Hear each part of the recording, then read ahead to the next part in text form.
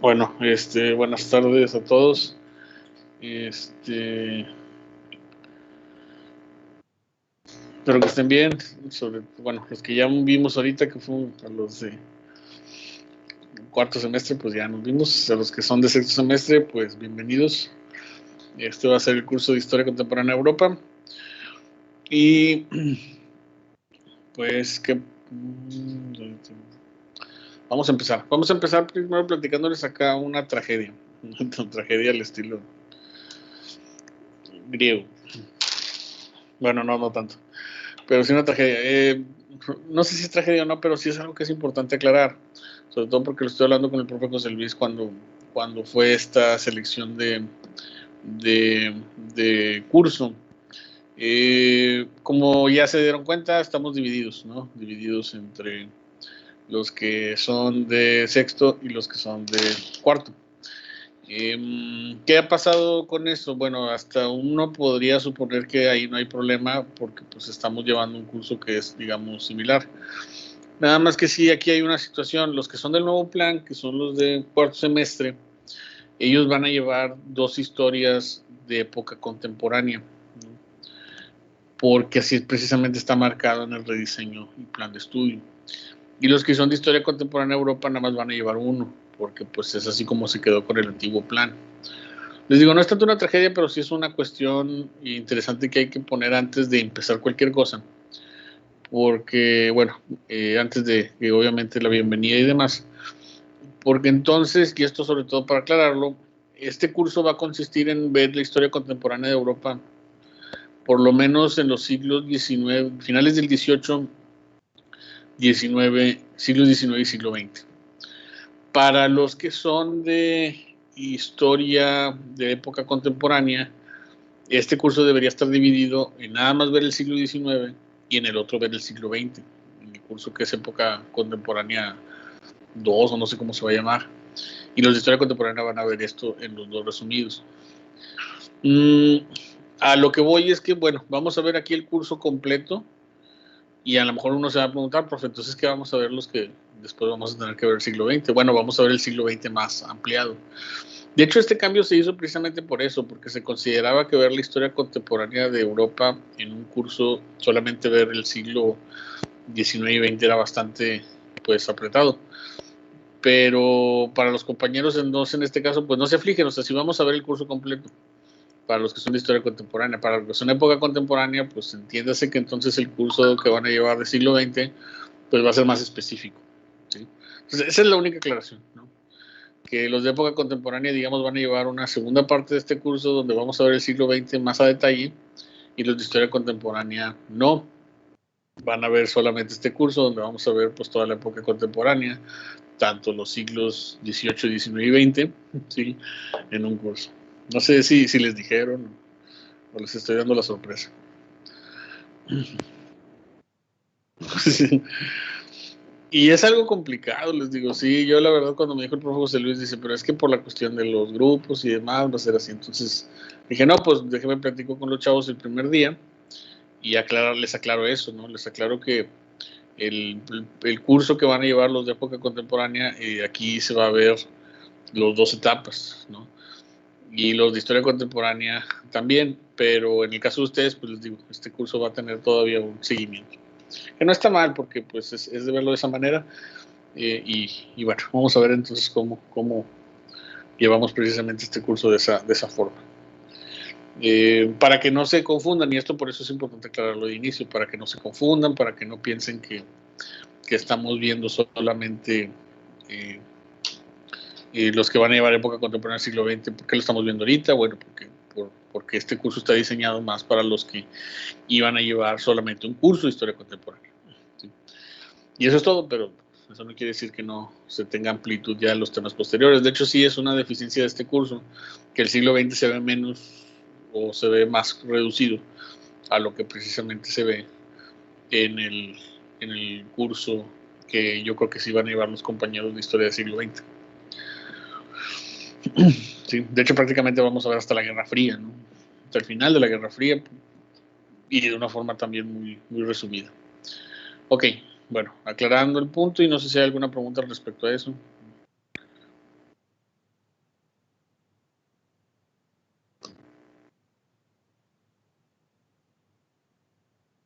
No, todo claro. Ok. Bueno, entonces, bueno, y ahora sí, bienvenidos. Espero que estén bien, espero que todos estén tranquilos, bien de salud, que todavía estén cuerdos a pesar de tanto encierro, porque ya uno empieza a ver las paredes, se empiezan a reducir más y luego empieza a ver cosas. No, no es cierto. Yo creo que un poco. Pero ya es mucho el encierro. Hubiera sido genial que nos viéramos, aunque no sé qué salón nos iban a dar siendo tantos. Uno tal vez de los que llevan los ¿cómo se llama? Los grupos de lenguaje, educación. Aún así, pues me da gusto escucharlos, ver algunos. Somos en lista como 42, entonces sí vamos a tener aquí mucho de donde poder participar. Yo sé que ya están acostumbrados porque ya han llevado desde el primer semestre juntos ustedes como semestres estas historias. Pues esta parte, entonces yo espero que ya por lo mismo de que las dinámicas ya son conocidas por ustedes, pues puedan desarrollarlas de una forma similar. Yo creo que la chamba va a ser para mí, para revisarles a tanta gente, pero bueno, ya llegaremos a eso ahorita. ¿Qué más? Empecemos con el programa, empecemos a hablar de en qué consiste el programa, qué es lo que vamos a ver en el semestre, cuáles son las lecturas, etcétera, etcétera. Para eso comparto pantalla.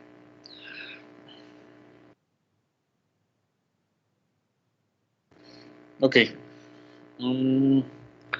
Este es el programa que después van a ver ustedes ahí en la plataforma y en Nexus, como ahorita los voy a insistir que vamos a trabajar.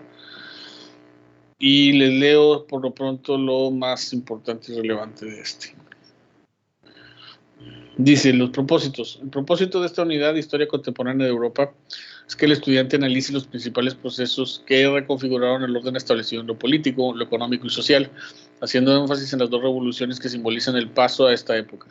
La Revolución Industrial y la Revolución Francesa, así como en los dos grandes conflictos mundiales del siglo XX, que fueron consecuencia del desarrollo económico iniciado en el siglo XVIII.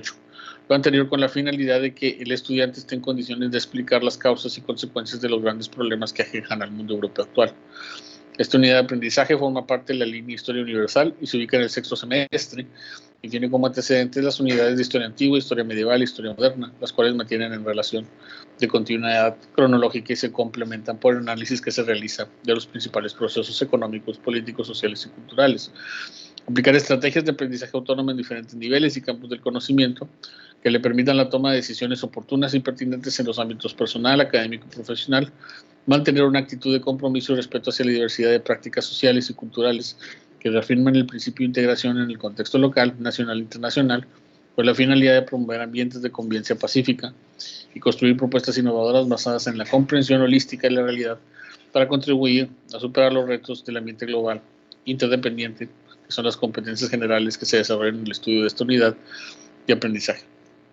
Asimismo, se contribuirá a promover la competencia específica, analizar los procesos históricos, articulando las perspectivas de las diversas áreas humanísticas, atendiendo criterios de ética, responsabilidad social y tolerancia para explicar causas y o antecedentes históricos que contribuyan a la solución de diversas problemáticas en entornos locales, regionales, nacionales e internacionales. Bueno, y vienen las competencias que ya son las competencias generales. Como se menciona, este curso es una continuidad de lo que ustedes ya llevaron precisamente en historia moderna y en historia medieval y en historia antigua, ¿sí? Ahorita me platican más o menos qué es lo que han visto, porque de hecho eso se lo vamos a dedicar el primer día, para sobre todo darnos una idea de cómo vamos, en qué nivel, digamos, de discusión han tenido sus otras asignaturas antecedentes a esta. Y bueno, empecemos con cuántas fases van a ser. Aquí van a ser, se van a considerar para la evaluación de la unidad de aprendizaje, reportes de lectura de textos especializados, exposición de temas, debates sobre aplicaciones en los principales procesos, exámenes escritos sobre contenidos de unidad, que ahorita pues, se los platico. Mi forma de evaluar ya es conocida, no es muy diferente en este caso, en esta situación, pues lo que cambia son sobre todo las temáticas y algunas cosas que ahorita vamos a hablar. En cuanto a las fases, vamos a tener 3 fases, ¿sí? Fase 1 va a ser la de la revolución del imperio, ¿sí? donde vamos a analizar los orígenes del mundo contemporáneo en el legado del mundo moderno, estudiar la Revolución Francesa y la Revolución Industrial como procesos fundamentales en la formación del mundo contemporáneo, ¿no? Aquí va a ser una exposición por mi parte. Ahorita vamos a hablar de las lecturas y las que precisamente les van a tocar. Van a ser una exposición sobre el fin del mundo moderno y los inicios del mundo contemporáneo, una discusión de los principales procesos, en este caso la Revolución Francesa Industrial, como ya lo mencionaba ahorita, un análisis de las consecuencias en el siglo XIX de ambos procesos. Y las actividades principalmente van a ser exposición por mi parte y debate, ¿sí? Como es que hemos acostumbrado ya a llevar este trabajo. Los contenidos van a ser, sí, va a ser, vamos a ver el mundo moderno, vamos a ver la ilustración, ¿sí? Los antecedentes de la Revolución Francesa, de la República a Napoleón, antecedentes de la Revolución Industrial y el impacto social de la Revolución Industrial y la expansión de Europa por el mundo. Entonces, una primera fase, si se fijan, vamos a ver las principales revoluciones, la Revolución Francesa e Industrial. Y bueno, aquí ya me detengo un poquito para ir hablándoles un poquito sobre qué vamos a ver. Bueno, como ustedes saben, la historia contemporánea, en el caso sobre todo de lo que han dejado sus cursos anteriores, pues hemos tenido un enfoque principalmente a lo que es la historia de Europa, en lo que les llamamos así como que estas ramas de historia que antes llamada universal, ahora simple y sencillamente llamadas épocas, ¿no? Que de hecho precisamente por eso el cambio de historia de época contemporánea, en el caso sobre todo con el acentuar de que se habla de Europa.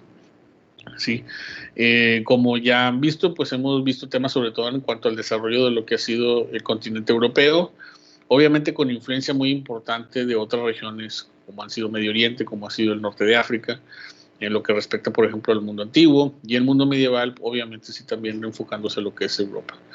En el mundo moderno, supongo, y ya lo hablaremos precisamente de inicio, pues todo lo que tiene que ver con el final del descubrimiento de América, la caída de Constantinopla, la formación precisamente del capitalismo, la desintegración del feudalismo, ¿sí? Y en este caso precisamente los antecedentes del Estado moderno, que son los que se van a manifestar digamos, de una forma mucho más tajante en los procesos democráticos o de historia y revoluciones que vamos a ver en la Revolución Francesa. Este curso pues es una continuidad de eso, ¿no?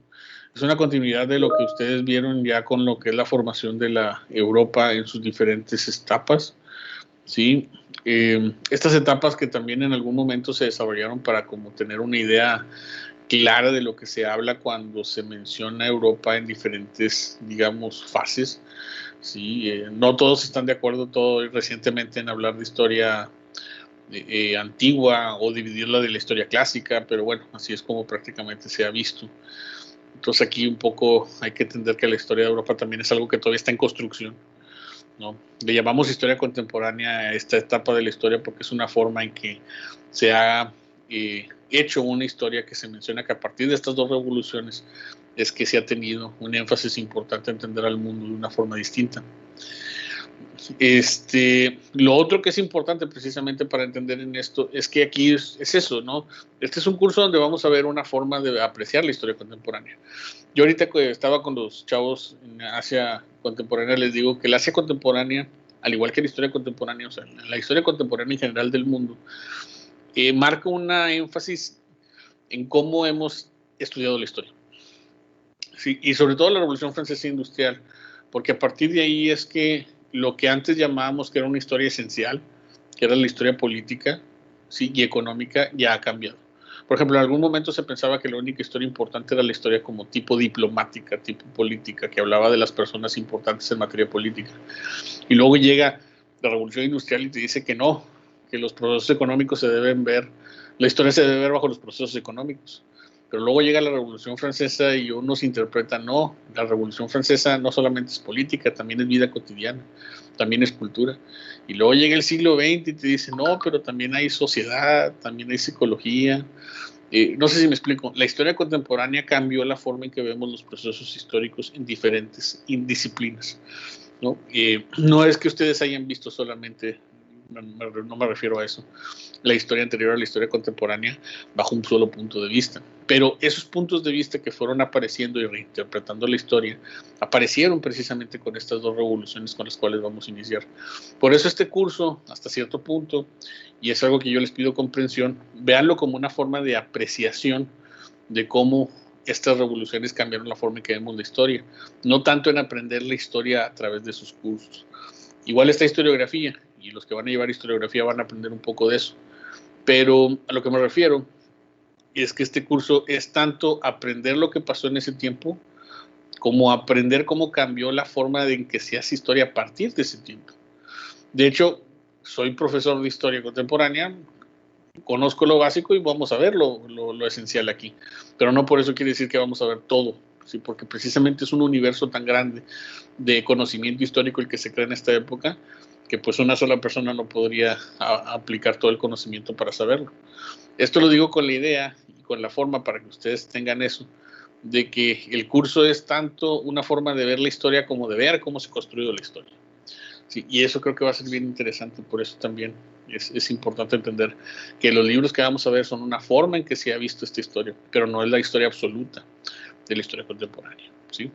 Algo que si ahorita no queda muy claro, si a lo mejor cae mucho esto en el debate teórico bastante intenso para hacer la primera clase y al mediodía, poquito a poquito va a quedar claro conforme vayamos avanzando y se van a dar cuenta que no se trata este curso de ver una historia de datos, como siempre lo hemos dicho, sino una historia de procesos y de entender precisamente cómo estos procesos van definiendo cómo vemos la historia. Y es por eso que es bien interesante, en este caso, las dos revoluciones que nos van a atender de principio y la primera fase, que son la Revolución Francesa Industrial. Porque la Revolución Francesa Industrial fueron el parteaguas en las que se ponía un punto final a una forma de gobierno y de economía que había precisamente tenido la humanidad desde mucho tiempo, ¿sí? A partir de aquí no es que hayan desaparecido por completo el esclavismo o el feudalismo, pero sí se replantearon de una forma que van a ser distintos, ¿no? Las clases sociales se van a tomar de otra forma, ¿no? La sociedad va a tener una diferente participación. O sea, va a haber una revolución muy drástica, ¿no? Dice Gordon Chai, prácticamente desde los orígenes de la civilización, no va a haber un cambio tan radical como el que se da con las revoluciones liberales, llámese industrial, llámese la Revolución Francesa. Entonces eso va a ser lo interesante de este curso, ver cómo estas revoluciones van a replantear lo que por mucho tiempo había sido una forma de gobierno que se había sostenido, una forma de economía, una forma de política, una forma de sociedad, y que aquí drásticamente van a empezar a cambiar, ¿sí? Ahora, no es que también un día para otro se ocurriera. Lo importante también de ver esto de manera cronológica es que son parte de un proceso y de pensamiento que viene desde mucho tiempo atrás y que aquí lo único que va a pasar es que se va a consolidar, ¿sí? Ya saben, creo que ha quedado claro y lo han de haber visto con el profe Moy. Ni la Edad Media es oscura, ni la Edad Moderna es totalmente moderna, ¿no? Son solamente etapas en las que precisamente ocurrieron situaciones que llevaron a la comprensión de diferentes formas de ver y apreciar las cosas, ¿no? Y en estas dos revoluciones, francesa e industrial, vamos a ver esos cambios ya aplicados después de siglos y siglos de conocimiento que se fue acumulando, de formas de pensamiento que se fueron replanteando, de debates que se fueron haciendo y que por eso son importantes. También vamos a ver incluso cómo algunos dicen que esto es a veces exagerado, como dicen que también hay una sobrevaloración de estos procesos. Para bien o para mal son procesos de coyuntura, ¿sí? Sobrevalorados o no son procesos importantes, en el sentido que de una u otra manera, a partir de lo que es el siglo XIX, estas dos revoluciones van a cambiar la forma y la perspectiva en la que se entiende la sociedad, la política, la economía y muchas cosas. Pero lo más importante, sobre todo importante para nosotros, en cómo se aprecia la historia, en cómo precisamente cambian las formas en que apreciamos la historia. Entonces, por eso aquí esas dos revoluciones nos van a llevar mucho, ¿sí? Al principio de este semestre. Nos van a llevar prácticamente una buena parte del semestre, verlas y meditarlas cada una, ¿no? Entonces, por eso la fase 1 gira en torno a estas dos revoluciones, la Revolución Francesa y a la Revolución Industrial, ¿sí? Y las consecuencias que prácticamente van a tener durante todo el siglo XIX. Bueno, esa es fase 1. Fase 2, del imperio a la guerra. Dice, analizar la formación de los imperios europeos tras el éxito de sus revoluciones y estudiar la frágil interacción entre los países europeos que derivó en los conflictos mundiales del siglo XX. ¿Sí? Aquí lo que vamos a ver es, si en la primera fase vamos a ver Revolución Francesa Industrial y todas sus consecuencias, cronológicamente hablando hasta de hecho, la unificación alemana, ¿sí? Aquí vamos a ver precisamente de la unificación alemana en adelante, porque vamos a ver las consecuencias de eso, ¿no? Si algo va a heredar precisamente estos cambios que se hicieron, es que Europa se va a convertir en una hegemonía de poder y de control sobre otras partes del mundo. Algunos le llaman una expansión de Europa, algunos le llaman hegemonía, como lo acabo de mencionar, algunos otros lo llaman de una forma más drástica, que es imperialismo. Entonces, una de las cosas que precisamente vamos a ver aquí es eso, ¿no? Cómo el imperialismo europeo se va a convertir en una forma de control y de poder, de dominio de Europa por el resto del mundo en diferentes maneras y a veces no de las maneras que lo habíamos visto. Contrastando sobre todo que aunque Europa no es la primera vez que se lanza en una conquista de otros territorios, sí es la primera vez que lo hace con recursos y una situación en particular que lo lleva a ser mucho más amplio, ¿sí? Y no necesariamente esto significaba justicia, ¿sí? En el sentido de muchos lo ven, aunque ellos mismos van a crear toda una ideología en relación a que el imperialismo pues era también una forma de enseñar o de aplicar una forma de poder, sino también una forma en que precisamente estos países van a tener una amplitud de lo que está, de lo que es el conocimiento que se tiene de Europa y el conocimiento que se tiene del resto. Entonces, esta segunda fase va a empezar donde vamos a reflexionar qué es el imperialismo, vamos a ver la unificación alemana, porque es una precisamente partes del imperialismo importantes para los procesos del siglo XX. Vamos a ver Primera Guerra, Revolución Rusa, periodo entre guerras, Segunda Guerra Mundial, porque son las consecuencias que precisamente va a traer el siglo XIX y a lo que va a ser el siglo XX. O sea, el siglo XIX es este siglo donde los países de Europa empiezan a crecer y el siglo XX es el inevitable enfrentamiento y choque que van a tener estas naciones por la hegemonía y el poder y el control de lo que precisamente es el mundo en ese momento. Entonces, no sé si por eso va quedando claro las periodizaciones de estas dos fases. Fase 1 es Revolución Francesa Industrial y sus consecuencias en el siglo XIX. Fase 2 es el siglo XX y las consecuencias precisamente de esa expansión económica y política que precisamente va a tener Europa y que se va a manifestar en los conflictos ya conocidos por todos y obviamente conflictos que son seleccionados como los más importantes porque obviamente hay muchos conflictos a lo largo del siglo XX, sí, europeo. Sí, y bueno, y eso nos va a llevar hasta la Guerra Fría, la Unión Europea, posiblemente lo más básico, y ahí es donde vamos a terminar el curso cronológicamente hablando. ¿Sí? Y bueno, les digo, rápidamente esas son la forma en que vamos a ver. Hay muchos huecos en esto, obviamente. No vamos a ver todos los procesos históricos que se tienen que ver, claro que no, pero una de las cosas que precisamente se trata aquí no es de ver historia y proceso uno tras otro, sino entenderlos en su amplitud y de ahí precisamente comprenderlos para cabalmente tener una idea más clara. ¿Sí? Bueno, aquí dicen, siempre dicen, pero no puede dejar Star Wars. Sí. Bueno, este es el otro imperio. Los imperios europeos se basaban mucho en una concepción paternalista hacia los pueblos no europeos. Eso es una de las cosas que vamos a ver como base de lo que hereda la Revolución Francesa y la industrial. Que el imperialismo se va, lo que dice Carlos es bastante, es un debate que vamos a tener mucho. Es cierto que Europa va a tener esta actitud paternalista de entender que el resto son como una especie de hermanos o hijos pequeños a los cuales hay que educar. Pues vaya que sí estaban enfrentados a eso, vaya que muchas veces era más pretexto.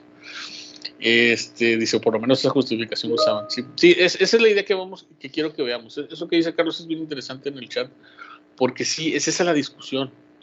Europa con estos procesos va a construir la idea de que ellos son superiores en muchos ámbitos.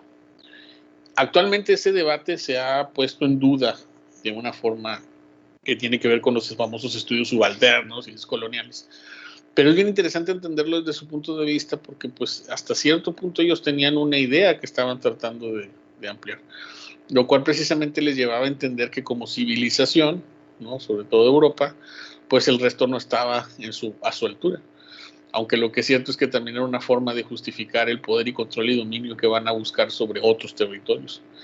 Que eso también es lo que el imperialismo tiene. Por eso el imperialismo no nada más lo veamos como gente llegando a un lugar y dominando, sino también como una ideología que se va a imponer.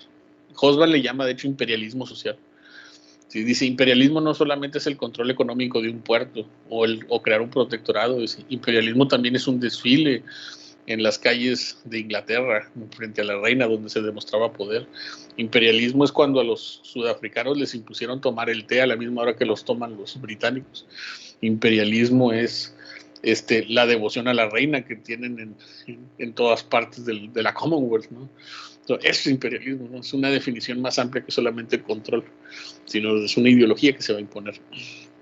Y bueno, poco a poco vamos a ir viendo eso en las lecturas que vamos a ir analizando, ¿no? Y la fase 2 precisamente es una de las cosas que vamos a ver, el inevitable choque que va a haber entre esas potencias. ¿Por qué el mundo entra en guerras mundiales hasta el siglo XX? Bueno, precisamente porque la ampliación de lo que fue el mundo europeo en el siglo XIX va a estar tan conectada que ya prácticamente nadie podía estar aún al margen de los procesos que se estaban dando para ese momento. Creo que eso también es lo interesante del imperialismo. Va a lograr una unidad que hasta ese momento no se conocía y que por consecuencia va a llevar a que los conflictos que antes solamente estaban en Europa ahora van a ser para todos. Y es por eso que aquí es donde el curso pasa de historia de Europa a historia del mundo. Y no porque se decidiera así, sino porque de una otra forma era inevitable que fuera así. Los países que estuvieran al margen de eso estaban también al margen del crecimiento económico, de las relaciones políticas, y por consecuencia no estaban ahí. Entonces, las guerras mundiales nos van a dejar como experiencia, ¿sí? Que no son guerras diferentes en cuanto a motivos a otras que se dieron. ¿Sí? Esta guerra es diferente en cuanto a la comunidad que ya se había formado para este momento y que inevitablemente llevaba a que todos, aunque estuvieras en un país que poco le importaba lo que había pasado en Sarajevo en 1914, le tuviera que ser relevante, ¿sí? Y ese tipo de cosas son las que un poquito vamos a hablar. Dice, había otras formas de conquista bajo el ojo de la religión, una forma de civilización, bajo la palabra de Dios, sí. Pero incluso todo esto se modificó porque, por ejemplo, todavía incluso las formas de colonización religiosa que se dieron durante el siglo XVI tenían sentido en ese momento. Ahora, bajo el imperialismo, la nueva religión es el Estado. La religión existe, no digo que no, y la evangelización también, pero si se fijan, el imperialismo va a llevar una nueva religión, que es el poder del Estado y la economía. El liberalismo van a ser esos nuevos hitos de lo que representa precisamente el poder, ¿no? Vuelvo a repetir, no es que la religión no siguiera siendo importante, sino que yo creo que se matiza distinto ahora, ¿no? Es la religión y el Estado, o el Estado incluso por encima de la religión. Que eso queda claro, creo que en cómo Napoleón se autocorona emperador frente al Papa y demuestra que el Estado es el que ahora va a tener el poder, ¿sí? Después de siglos de papas coronando a emperadores y a reyes, ahora van a ser los propios emperadores los que definen el destino de Europa. Justificaciones de la dominación de América, obligaciones religiosas, crecimiento económico, todo eso, insisto, sí, todo eso que están mencionando. La cultura universal de Europa, sí, es eso, y eso, qué bueno que están en eso, porque esa es la discusión del curso, más que ver procesos, más que ver así de que en qué año fue tal batalla o no, o qué año perdió Napoleón en Waterloo, se trata de entender que estos procesos llevaron a Europa a un discurso que fue moldeando la idea de lo que vamos a conocer por civilización, por humanidad, por mundo, por lo que es correcto y lo que no. O sea, se va a ir definiendo de acuerdo precisamente a eso. Cosas que van a ser obviamente criticables, que se siguen haciendo, pero que bueno, no podemos dejar de lado porque no podemos, creo que aquí es lo interesante de este curso. Antes de entrar en las famosas pláticas y discusiones teóricas que derriban el sistema histórico colonial, es importante entenderlo y es importante ver cómo se formó. De otra manera, entonces no podemos entrar en la discusión de hasta qué punto Europa, para este momento, estaba ejerciendo una hegemonía indiscutible. ¿Sí? Muy bien. ¿Vamos bien? Ok, esa es la fase 2.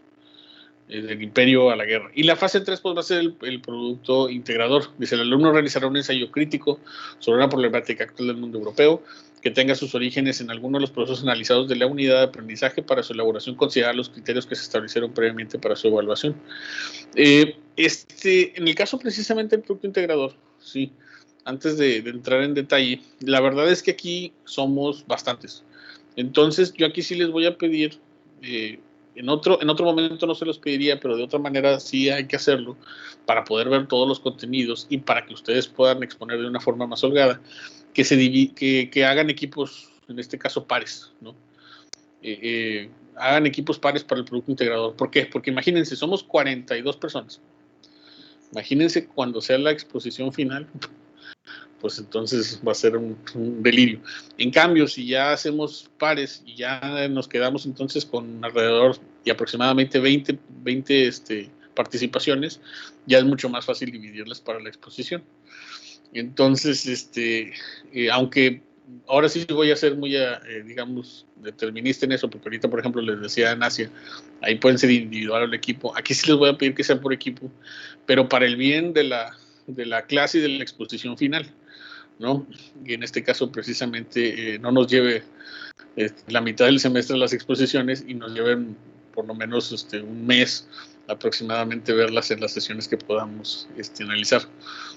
Vayan pensándolo, pero la idea entonces es esta, hacer un trabajo sobre alguna problemática actual del mundo europeo, o por lo menos durante los siglos XIX y XX, y exponerla, ¿sí? ¿Cuáles son los contenidos? Europa después de las guerras mundiales, Europa en la Guerra Fría, Europa en la descolonización, Europa en el nuevo orden mundial. O sea, elijan un tema, ¿sí? Una investigación en equipos, individuales. Digo, en este caso voy a tener que quitarlo individual, va a tener que ser en equipos, de preferencia pares, ¿sí?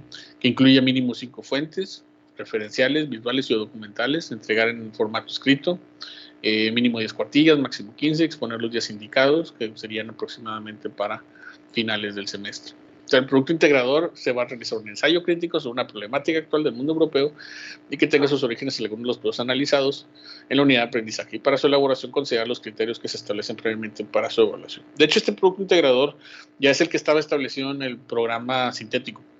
Y como no nos piden cambiarlo mucho, yo lo único que hice, bueno, es apreciar ciertas cosas. Por ejemplo, quien hizo este programa, que no fui yo, el programa sintético, mencionaba que fue una problemática actual. Yo les voy a dar chance que sea algo incluso un poco más atrás, que sea alguna problemática del siglo XX, que sea, por ejemplo, hay temas que no vamos a analizar de todo. No sé, la Guerra Civil Española, algunos procesos históricos que por ahí no vamos a ver del todo. O dentro de las guerras mundiales, situaciones en particular que precisamente no vamos a ver y que ustedes podrían ampliar. Por ejemplo, las guerras mundiales, aquí vamos a hablar de lo básico en relación a la política, la economía y la discusión en relación a estas. Pero como ustedes saben, las guerras mundiales tienen muchísimos temas políticos, sociales, de propaganda, militares que se podrían analizar. Entonces, vayan pensando precisamente eso. Lo que sí les voy a pedir, y les digo, lo siento si a lo mejor no les parece, porque a veces uno quisiera trabajar más de forma individual, es que sí sea por equipos, porque de lo contrario, insisto, no vamos a acabar al momento de la exposición. Y a mí sí me interesa que exista una exposición si es que van a realizar una investigación, ¿no? Sí, por ejemplo, la Guerra Civil Española no vamos a ver, qué triste, no, la podemos ver. Entonces ya aquí Ricardo nos está diciendo que va a hablar de Guerra Civil Española. No se crea. No, pero sí me explico. O sea, hay temas que no vamos a ver, que no vamos a tomar del todo. Entonces, que precisamente quiero que se vean de esa manera.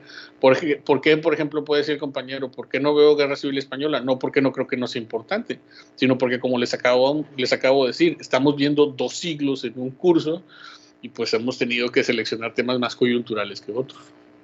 Y el tema, por ejemplo, de la Guerra Civil Española, yo lo analizo dentro del proceso del avance del fascismo en el periodo de entreguerras, que ahí es donde lo mencionamos, pero no de la forma en que precisamente se quisiera analizar, ¿no? Cosas por el estilo. ¿Sí me explico? Sí, o sea, no se siente ofendido si estoy quitando ese tema, pero como les digo, aquí la idea es que ustedes puedan desarrollarlo más. Dice por aquí, Carlos, de 2 personas mínimo. Sí, 2 personas mínimo. Sí, mínimo. Si quieren que sea más, nada más me dicen, pero 2 personas mínimo. Y sí, es muy interesante la historia de España, yo lo sé, como también es muy interesante la historia de los Balcanes, y tampoco lo vamos a ver del todo, por decir algo, ¿no? Con la historia, por ejemplo, la unificación alemana e italiana también la vamos a ver de una forma más rápida de lo que quisiera, ¿no? Y bueno. Y dice Derek, y máximo, pues yo creo que máximo unos ya 4 integrantes sería mucho. Pero depende del tema. Si va a ser 4 integrantes para un tema que a lo mejor no amerita tanta información, bueno, pero bueno. Yo les doy entonces que les digo un máximo de 4. Sí, un máximo de 4, mínimo 2. Un equipo de 42, sí que me van a exponer. Sí, ¿sí me explico? Entonces hay muchos temas ahí que van a quedar pendientes dentro de lo que acabo de mencionar. Y a mí me gustaría entonces que retomaran algunos de esos temas y fueran parte del producto integrado de la exposición final. ¿Sí? A ver, ahora sí. Ya después de que expuse lo de las fases y demás, ¿qué piensan? ¿Dudas? ¿Comentarios?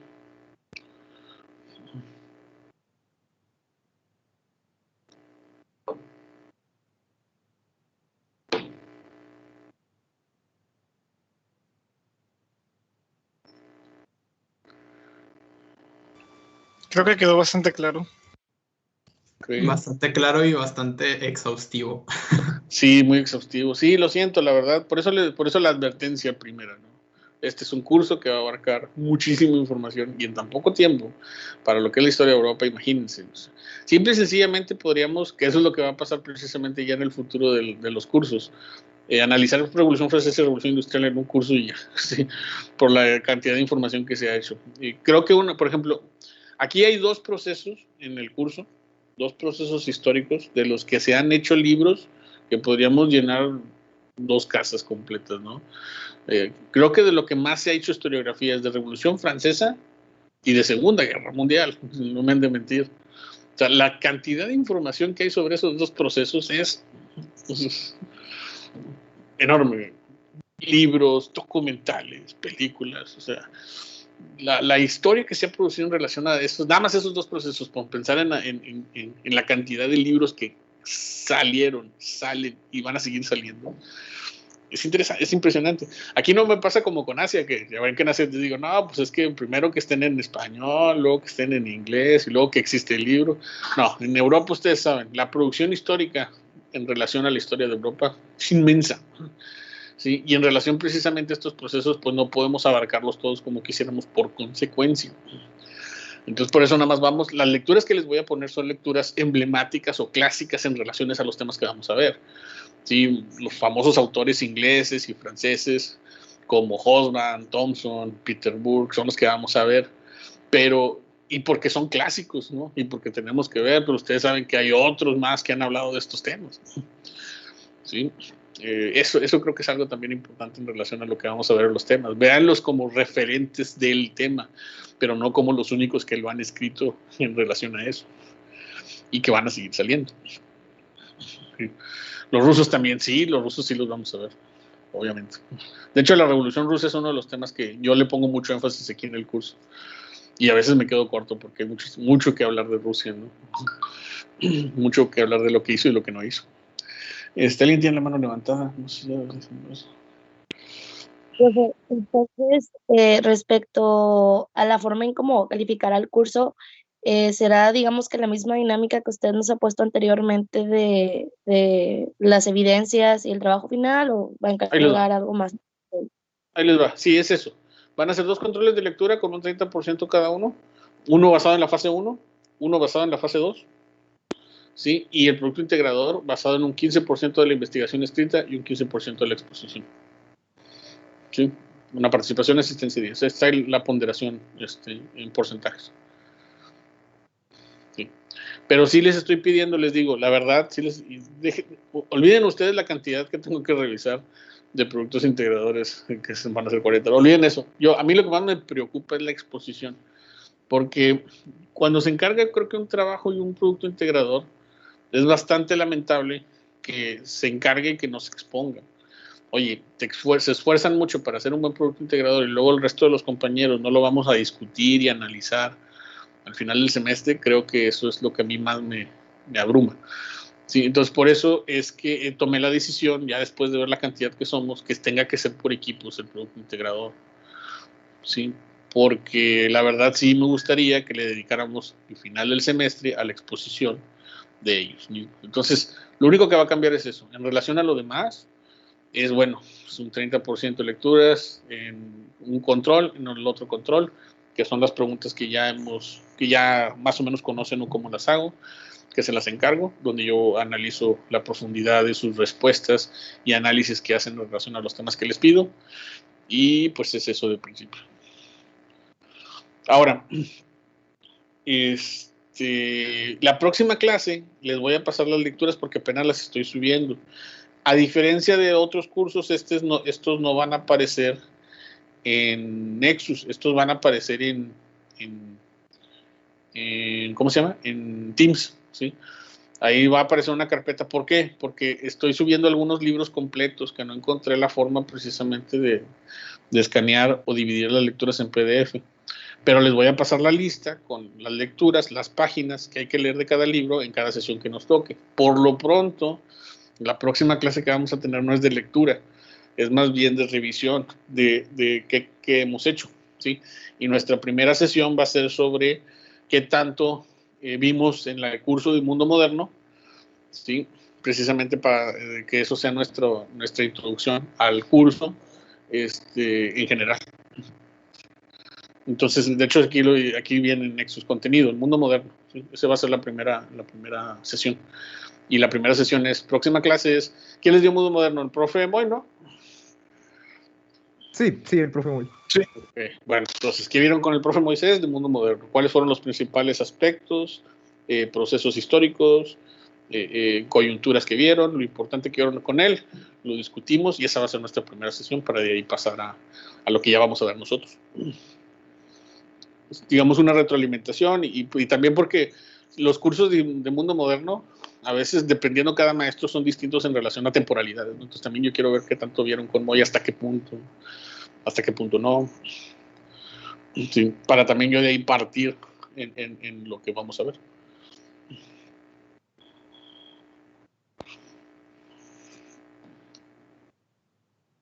Ok, ¿algo más? ¿Alguna otra pregunta?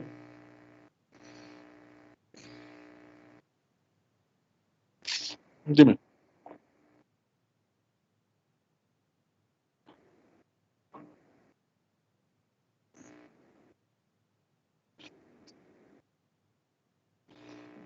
Sí, ¿verdad? Para hablar sobre, dices tú para repetir el tema del producto integrador o cómo? Sí, ya.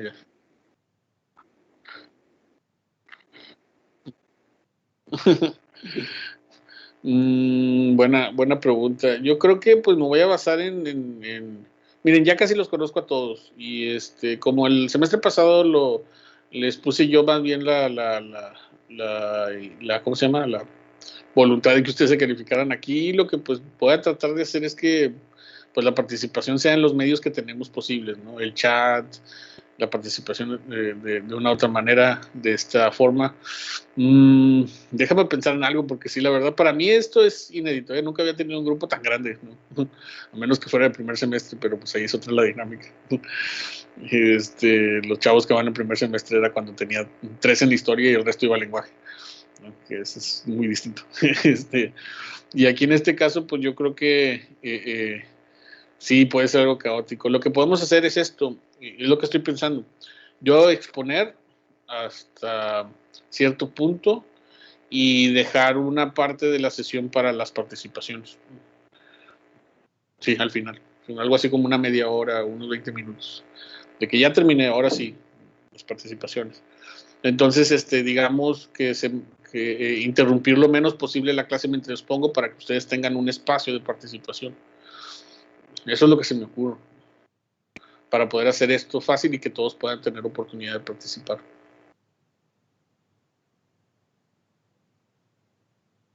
Dime.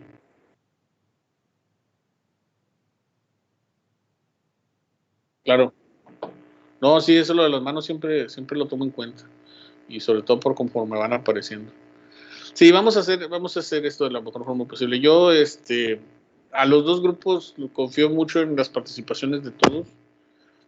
Y yo sé que quienes participan es porque lo hacen porque quieren decir algo, y a veces los que no participan no es porque no quieran decir, simplemente a veces o se ven así rebasados porque todos están participando y no quieren hacerlo. Entonces yo creo que en ese sentido vamos a hacer el esfuerzo de que quienes participamos mucho dejen de participar a los que no lo hacen.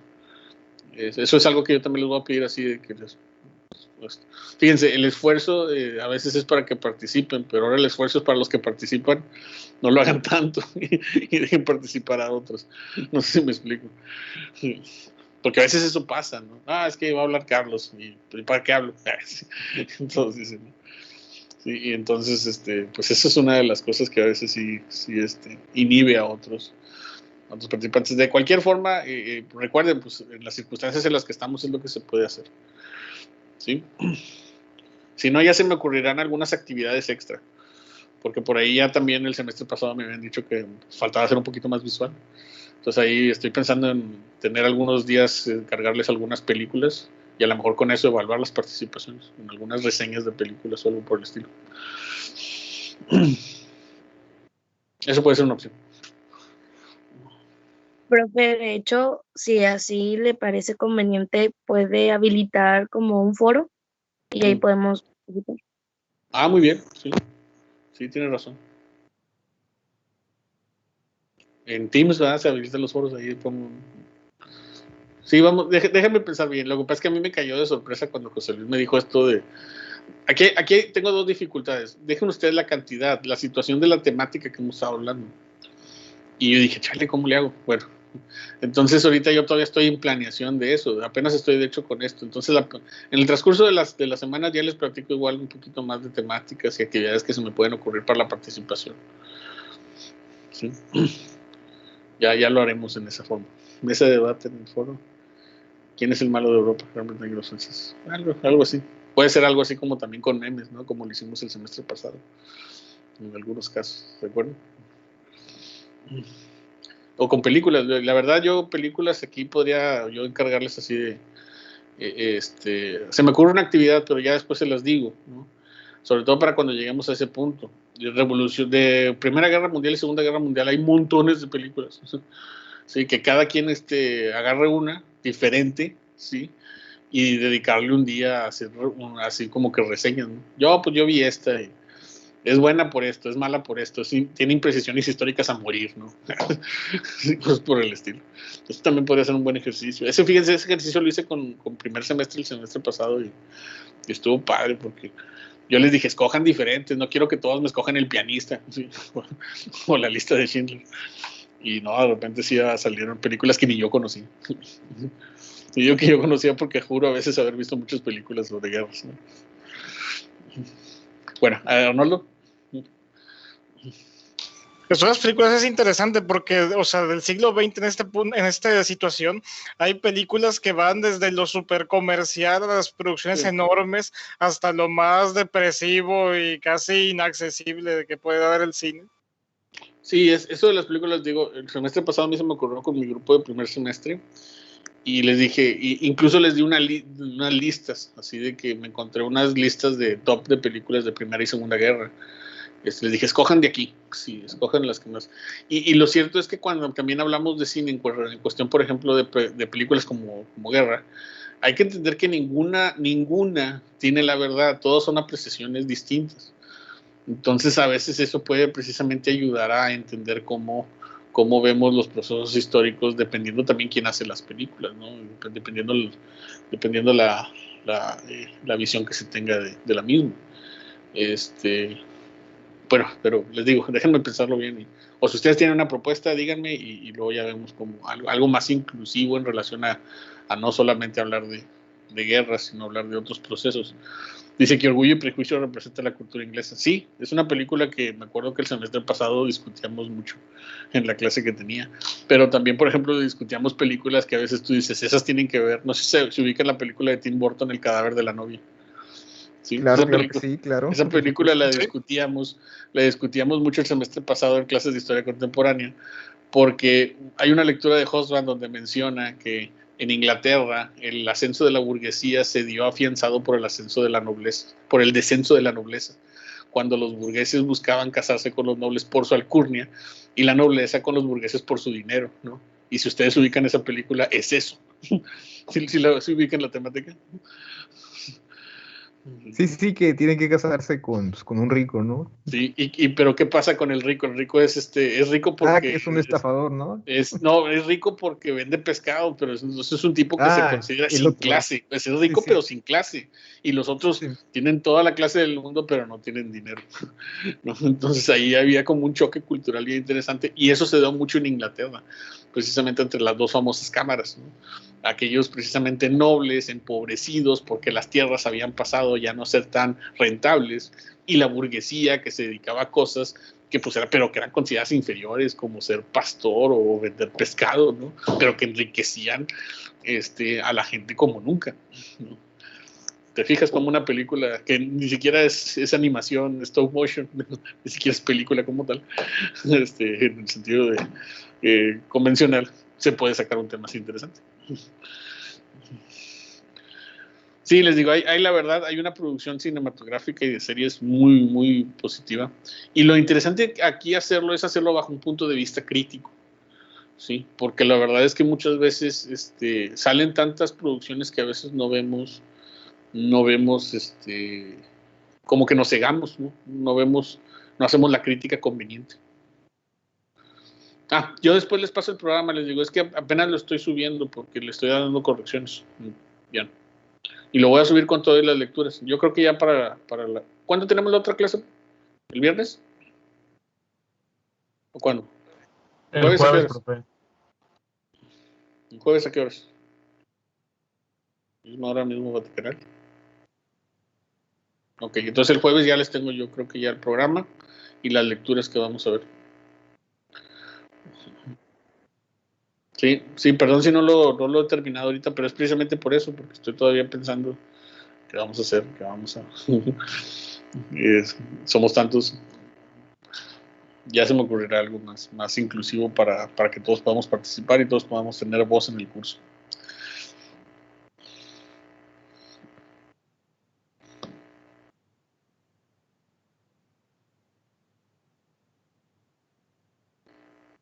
Ok. Pero por lo pronto lo básico es eso, las fases, la forma precisamente de evaluación. Yo creo que en el caso de Nexus lo vamos a utilizar solamente para entregar los reportes en el momento en que en que se llegue, ¿sí? Ya veremos ese momento, ¿sí? Y ya veremos la forma de evaluar. Pero las lecturas, como les dije ahorita, van a estar en una carpeta en Teams, donde van a venir las lecturas que vamos a ver, los libros que vamos a analizar, y bueno, eso principalmente. Bueno, ya está la forma de evaluación, ya está precisamente lo de la evaluación y el producto integrador.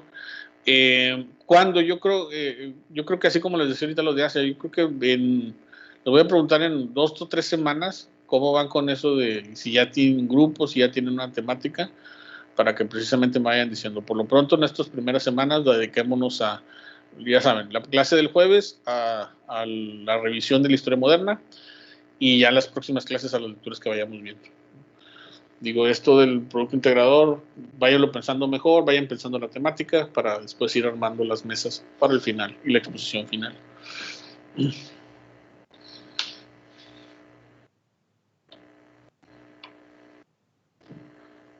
Muy bien. ¿Alguna otra pregunta, alguna duda?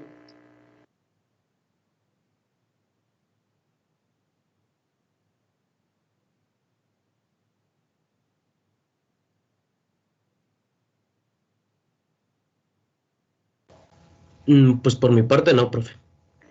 Miguel Ángel. ¿Qué dicen los demás? No, profe, todo bien, gracias. Bueno, Arnoldo. No, que todo está bien. Ok, entonces, pues próxima clase empecemos con esa primera tarea, ¿cómo ven? Primera tarea, ¿cómo se llama? revaloración del curso de Historia Moderna. Traigan apuntes, traigan lo que sea necesario, vamos a hablar de lo que vieron por ahí, que creo que es importante, porque también si no empezamos esto con antecedentes o con una forma de recordar lo que se vio en ese curso, luego nos podemos quedar con huecos, sobre todo porque sí, es muy coyuntural. O sea, sí hay una conexión muy importante para mí, por ejemplo, entre Renacimiento, Reforma, Ilustración, ¿no? Y lo que viene precisamente con las dos revoluciones. O sea, para mí las dos revoluciones son consecuencia de lo que la Reforma y el Renacimiento lograron y que después se manifestó en la Ilustración, ¿no? Junto a eso, otras cosas como la imprenta y demás. O sea, hay procesos económicos y políticos del mundo moderno fueron muy importantes para el mundo contemporáneo y muchas veces los desligamos, ¿no? Por eso sí es importante verlos así como que relacionados, ¿no? Fue la materialización de esos procesos históricos tan relevantes ahí. Con miedo de molestar a otro, podríamos empezar ahorita. Yo creo que, como ven los demás, ya es que ya quedan como 20 minutos. De hecho, yo estaba pensando verlo en 2 sesiones, no creas también, así que nos vamos a aventar todo en la próxima sesión. Ya están cocinando aquí. Ricardo tiene hambre. No, la próxima clase mejor. También para empezar frescos. ¿Sí? Ya saben cómo es Carlos.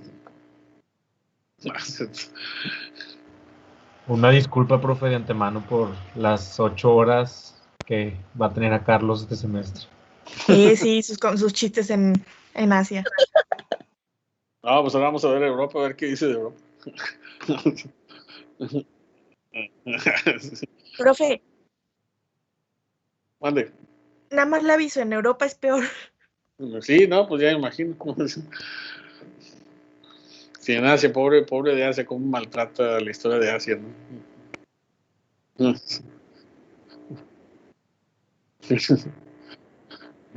Con Indonesia. Ahorita se sale el profe porque se le va la colección por tus chistes. Sí, ya saben cómo la conexión de aquí es bastante política, mi conexión en internet. Y luego de repente se fue.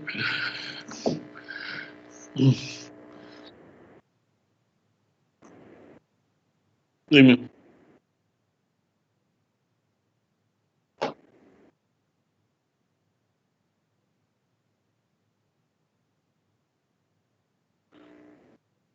¿Qué cosa? ¿Esta clase? Pues es que pasó eso, o sea, la idea es que a lo mejor lo ideal es que esta clase no la llevaran juntos. Lo ideal es que esta clase la debían llevar separados. Pero creo que el profe José Luis no consiguió a nadie más. O no sé si les habían dicho de alguien aparte. ¿Y no se acuerdan quién era? Creo que sí lo tenemos. Es que nos mandaron el horario para inscribirnos, se supone, y el momento de inscripción ya no aparecía la otra clase, solo aparecía la de usted. Sí. Y pues nos metimos en esa. La otra era... De hecho, el horario era diferente. Todo el horario como que lo reestructuraron. Pero quedaron los mismos maestros, solamente nos cambiaron eso. Era... A ver, aquí lo estoy checando. Pues.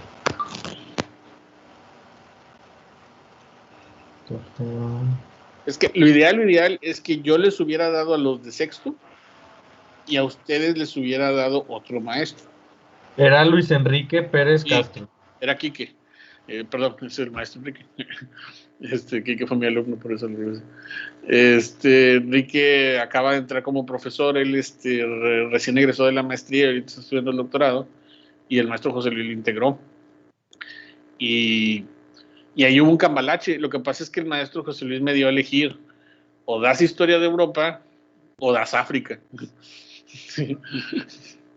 Y dije, pues es que historia de Europa ya tengo tiempo dándola, y a África hace ya rato que no la doy. Entonces me sentía más acostumbrado a historia de Europa y al contenido y al desarrollo que he estado haciendo.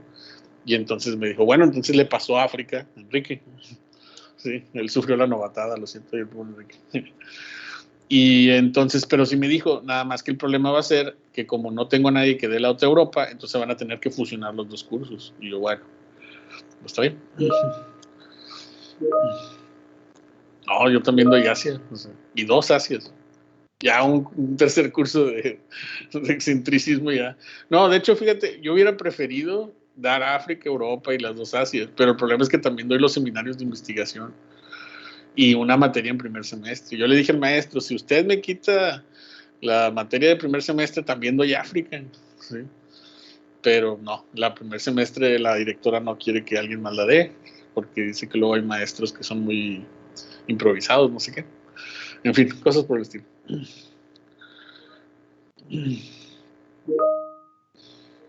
Es eso, ¿no? O sea,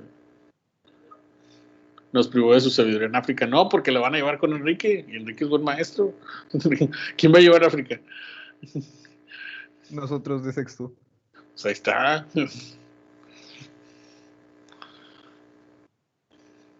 ¿Ya empezaron o todavía no? No, la teníamos ayer, pero pues por el asueto no. Pero la llevamos el viernes, creo. O el jueves, mañana, ya no me acuerdo. Pero pues era ayer la primera clase. Sí, a mí me dio a elegir, entonces yo pues dije, no, pues es que Europa, la verdad, es un curso que ya tengo rato. Es que Europa tengo ya varios semestres que la estoy dando continuamente. Y África, la última vez que la di, creo que fue al grupo de, no sé si ubican a Mac, que ya salió hace como 2 semestres. Ah, sí. Bueno, a ese grupo fue el último grupo que le di a África, o sea, ya hace bastante tiempo. Y entonces, como él me dio la facilidad, bueno, tú escoge, pues dije, bueno, más fácil para mí es dar Europa porque hay una continuidad. ¿Sí? Historia de Oceanía a nadie le importa, Jesús. No, no es cierto. Alguna vez abriré Historia de Oceanía, yo sé. Hablar de Nueva Zelanda y de la guerra de los, ¿cómo se llaman estos pájaros gratotes? No sé, la guerra de los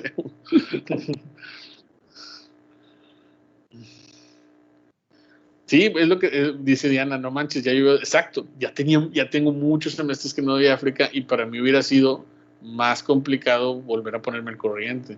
Entonces, si me están dando la opción, pues yo dije, no, pues por facilidad de Europa, que tengo ya varios semestres dándola continuamente. Diana me comprende. Diana me comprende mi situación.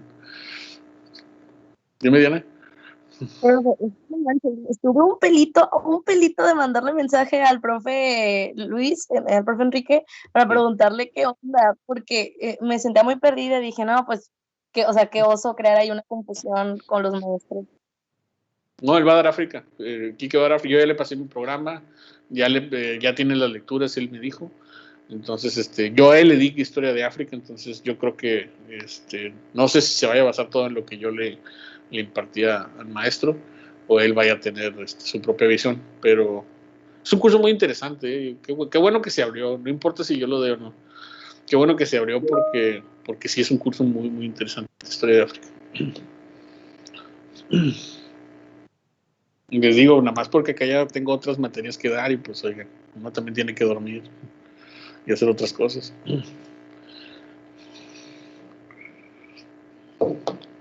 Dice, o sea, el profe que está diciendo que Europa es superior a África. Europa subdesarrolló a África. Esa es una frase de un libro de un autor, Walter Rodney. No te apures, aquí vamos a ver cómo todo eso es mentira. Acuérdate que también doy Asia, y las 2 Asias. El Colmen no ha sacado la historia mínima de Australia. No tardan, eso es. Tengo un amigo que está estudiando en el Colmex, un compañero que está estudiando el doctorado, un exalumno de hecho. Y él dice, el Colmex saca tanto historias mínimas que un día va a sacar las historias mínimas de las historias mínimas, ¿no? Que no tardan en sacar la historia mínima de Australia.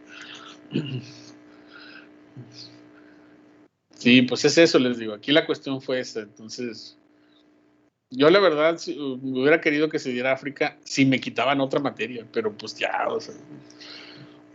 Por ejemplo, si me hubieran quitado historia de la cultura del primer semestre, pues yo daba historia de África otra vez. Sí, otra vez, vamos.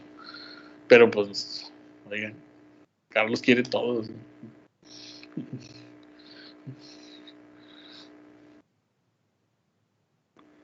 Y esa es la historia, les digo. No lo tomen como, no quiso dar historia de África.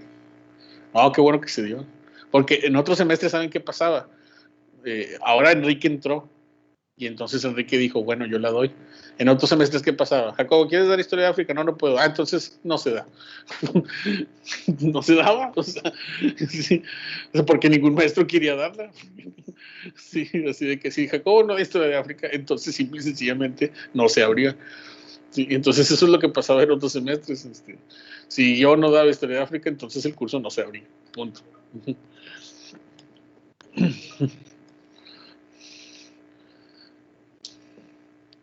Sí, se cayó Constantinopla. Ahí hay una lectura muy interesante de que la revolución industrial fue financiada con el esclavismo negro, ¿no? Africano. Hay una lectura ahí por ahí también que habla precisamente de uno de los... Casi todos los historiadores que hablan de la desintegración del feudalismo dicen que la revolución industrial fue producto de la desintegración del feudalismo y las virtudes de Europa para desarrollar el capitalismo. Pero este autor que vemos en África dice, no, o sea, también mucho se le olvida que pues era fácil desarrollar un bienestar económico como el que se dio con el esclavismo que se tenía sometido a África, ¿no? Entonces, ahí es donde también está la otra cara de la historia de Europa.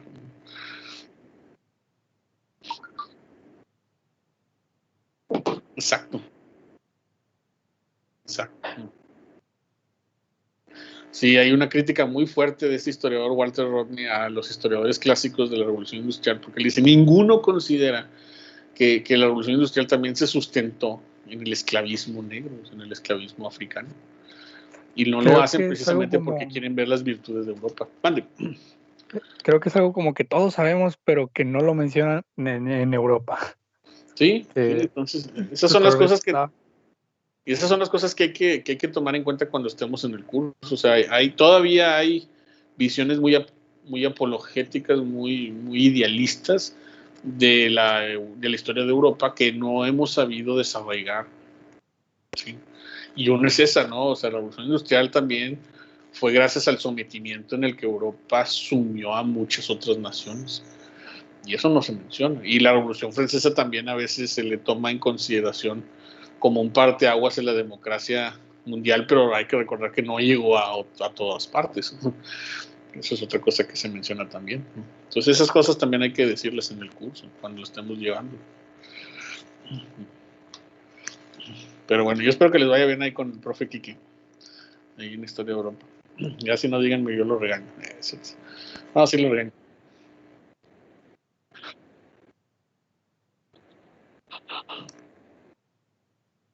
Sí.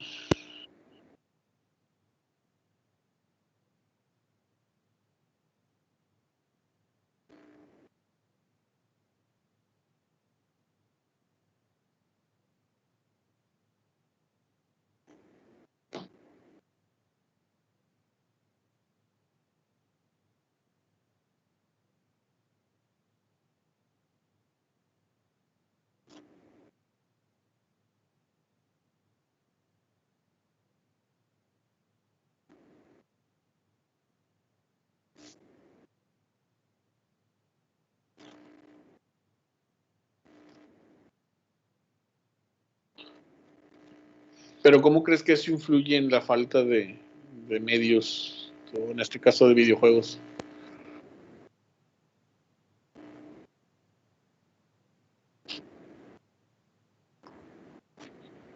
Casi todos son como de estrategia, ¿no?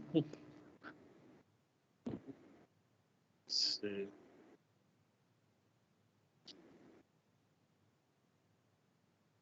Sí, tiene sentido lo que mencionas. Y es que es eso, o sea, todavía se sigue idealizando mucho el Imperio Romano, ¿no?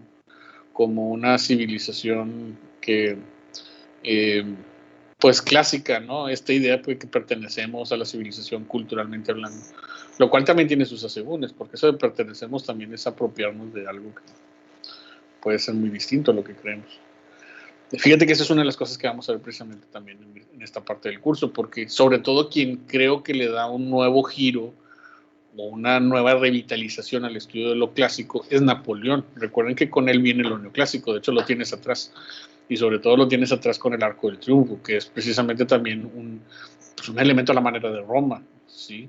O sea, esto, exacto, todo eso, o sea, Napoleón revivió lo que es un culto a la cultura romana.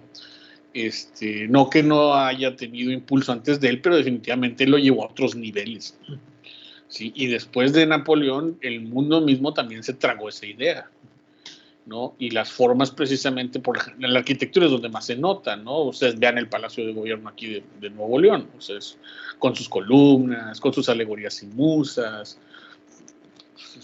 a la forma de Roma, ¿no? Esa idea de que la modernidad y la civilización occidental le debe todo ese impero a Roma, todavía lo vemos incluso en esa etapa. Y en el caso, por ejemplo, de México, el porfiriato, ¿sí?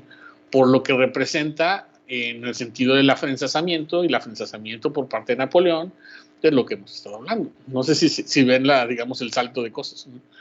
¿Sí?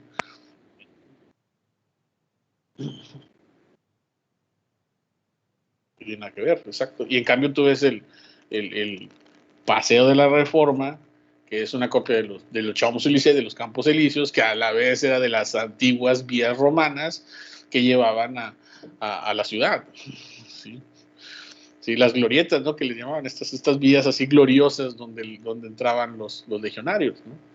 Y eso es lo que trató de representar Napoleón con los Campos Elíseos, y eso es lo que trató de representar Porfirio Díaz con el Paseo de la Reforma. Sí, hay una devoción muy fuerte. Entonces aquí vamos a volver a ver eso, porque de una u otra forma no se perdió, sino que se mantuvo mucho más discreto, pero con Napoleón, vaya que lo llevó de nuevo a otros niveles, ¿no? O sea, ya ven que él incluso tiene la Guerra de las Galias, ya hay varias versiones de Julio César. Hay una versión con un prólogo escrito por Napoleón. O sea, que tanto, o sea, estaba él frascado en el fervor romano, que él mismo escribía y era un devoto a la cultura romana. ¿Sí? ¿Qué ibas a decir, Miguel Ángel? Perdón, nada más era un apunte de lo que estaba hablando Carlos sobre como Roma en los videojuegos. En el Assassin's Creed Origins, el que es en Egipto, vas a Roma, pero es Assassin's Creed. No es canon, nada más vas como 15 minutos la última misión y pintan ahí que fue la primera asesina la que supuestamente hizo la conspiración de apuñalar a César. Sí, pero es algo así como que rápido, ¿no? Es que sí me acuerdo del juego, yo sí lo jugué también. Y es algo así como nada más un episodio, ¿no? Es que tengas así la libertad de moverte en la ciudad, ¿no?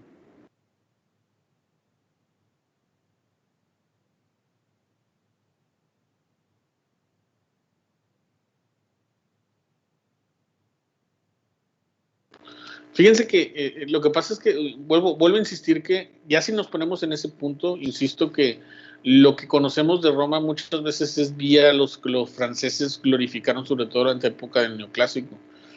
A lo mejor muy distinto hubiera sido si no hubiera sido así. No que no conociéramos de Roma, que estuviera minimizado, pero definitivamente el impulso que se dio ante esta época, sobre todo durante Napoleón I y III, porque también Napoleón III jugó una parte muy importante en esa revitalización, sobre todo en el caso de la reconstrucción de París, con este señor Haussmann. No sé si ubican a este prefecto francés, que lo vamos a mencionar en el curso, que es el que ideó París, al igual que muchas ciudades de la Edad Media, era lleno de callejones que iban a ningún lado y que te daban vuelta por un otro lado. Imaginen Guanajuato, imaginen Zacatecas, ¿no? Esos callejones que van de un lado a otro. Entonces Haussmann, Napoleón III fueron los que rediseñaron París y la construyeron así tan cuadriculada y perfecta como precisamente los romanos hubieran querido que también fuera Roma, ¿no? Porque bueno, faltó tiempo para que se convirtiera en eso. Y entonces este modelo de ciudades cuadriculadas, precisamente para el desplazamiento de tropas, militares y recursos y limpieza de la ciudad, viene de la época de Napoleón III, ¿sí? Con el famoso modelo haussmanniano. Yo en mi tesis de maestría precisamente propuse que el modelo de ciudad de Monterrey a finales del siglo XIX durante el Porfiriato se basó en ese modelo, en el modelo de la prefectura francesa. ¿Sí? Y porque sobre todo, si tú ves, por ejemplo, en Monterrey es fácil ver, si tú ves lo que se le llama el barrio antiguo, comparado con el resto del área de la ciudad, más o menos partiendo de Zaragoza hacia el oriente, ves que la ciudad es muy distinta al pequeño cuadro que representa el barrio antiguo, que es así como que muy pequeñito, angosto. Entonces no sé si ves la diferencia entre Pino Suárez o Padre Mier a Diego de Montemayor, sí, que es una callita bien angosta, que incluso hasta se va perdiendo y demás. Bueno, precisamente porque esa parte de la ciudad todavía era muy del antiguo régimen, pero ya el resto de la ciudad se construyó bajo esa idea de arquitectura moderna, de amplias calles, ¿sí? de calles precisamente para una mayor, como ahorita lo decía, para un mayor transporte de tropas, para tener las calles más limpias, más seguridad, más alumbradas, etcétera, etcétera. No sé, comparen, por ejemplo, cualquier pequeño cabecera municipal, ¿sí? con las construcciones que se hicieron a su alrededor y difieren mucho en esa forma. Arnoldo, ¿qué vas a decir? Que tiene mucho sentido que haya surgido esto específicamente en Francia y después de la Revolución Francesa, porque este modelo de calles, al permitir que las tropas se transporten con mayor facilidad, también sirve para reprimir movimientos sociales. Exacto. Si hay una especie de movimiento, una protesta en la calle, es más fácil enviarles al ejército y evitarles que escapen y básicamente rodearlos para disolver la multitud.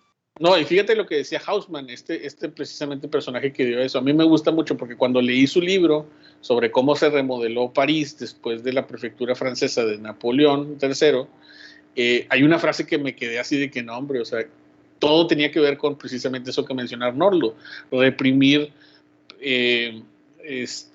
posibles atentados contra el Estado, lo que se pudiera presentar.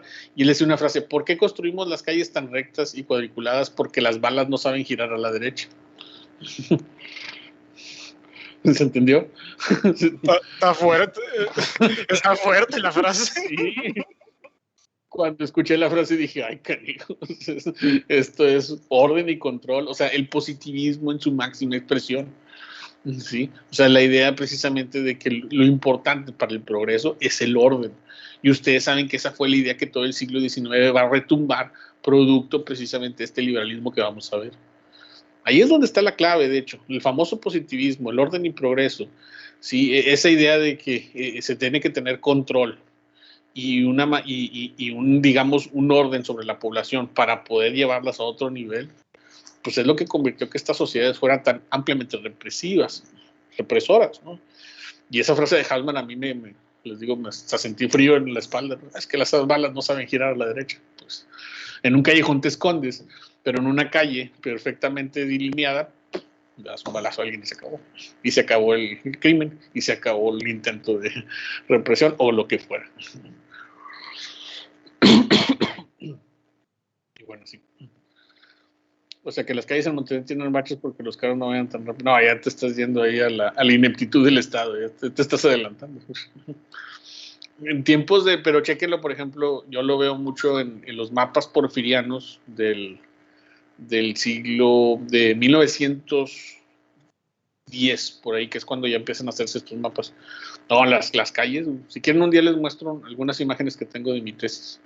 Es interesante ver cómo la ciudad colonial y luego la ciudad porfiriana, o en este caso la ciudad reyista, la de Bernardo Reyes, era bien distinta, sí, precisamente la ciudad, a la otro tipo de ciudad, porque precisamente se basaba en esos modelos de construcción que fueron tan recurrentes en otras partes del mundo. En este caso, sobre todo por el modelo francés. Ahí es donde vemos la influencia de lo que vamos a ver. Y eso solamente es en la arquitectura, ¿no?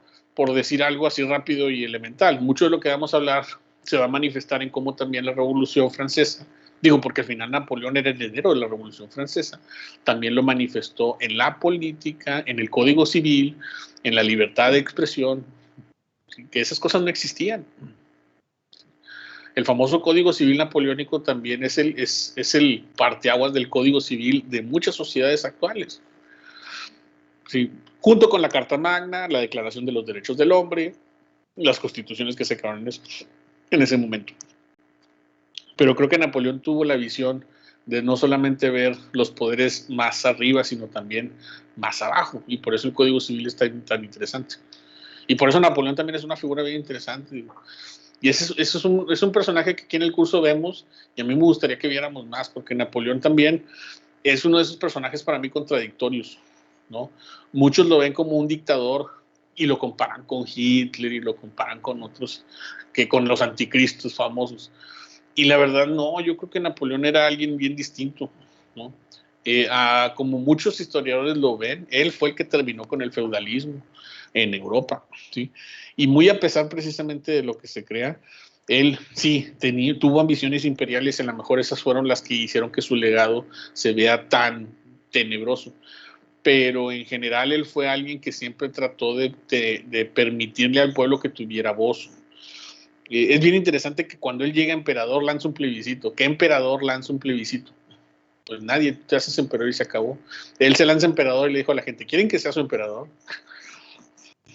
No tiene sentido. Sí, pero pues él creía que la voz del pueblo era importante, ¿no? Sí, a lo mejor abusa de eso, pero de todos modos, tú, si tienes la autoridad, pues no permites que la gente simple y sencillamente se manifieste. Sí, a lo mejor él estaba en eso, sí, y a lo mejor si hubiera sido contrario, otros hubieran sido los efectos. Pero aún así, eso marca la diferencia de lo que en ese momento ya era una realidad. Sin el apoyo popular no se podían hacer cambios. Y eso es una de las cosas que vamos a ver que logra la Revolución Francesa. La Revolución Francesa incrusta en el ADN de la sociedad a partir de ese momento la capacidad de manifestarse. Sí. Ya lo vemos.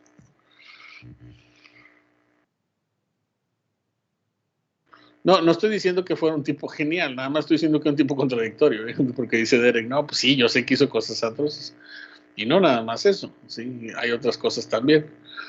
Pero muy diferente a lo mejor al dictador o al militar común hasta antes de él.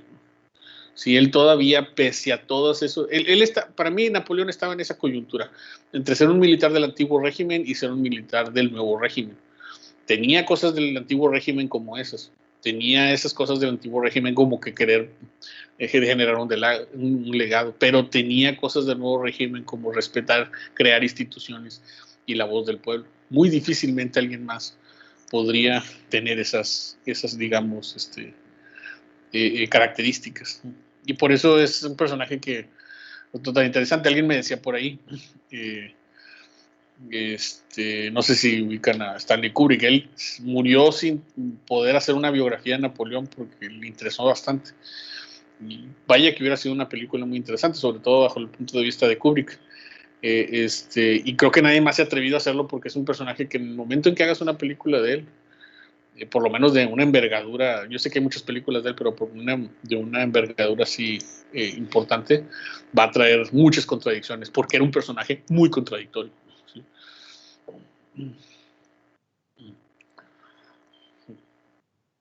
¿Qué onda, Arnoldo? Aquí con Napoleón es uno de esos casos donde la gente pareciera que únicamente puede interpretarlo desde su visión, ya sea como un héroe absoluto, como un villano imposible, no como cualquier persona que es simplemente un ente que tanto, pues, o sea, es contradictorio porque uno no puede evitar caer en contradicciones al cumplir con sus ideales, porque siempre hay cosas que se interponen, y este es un caso de eso.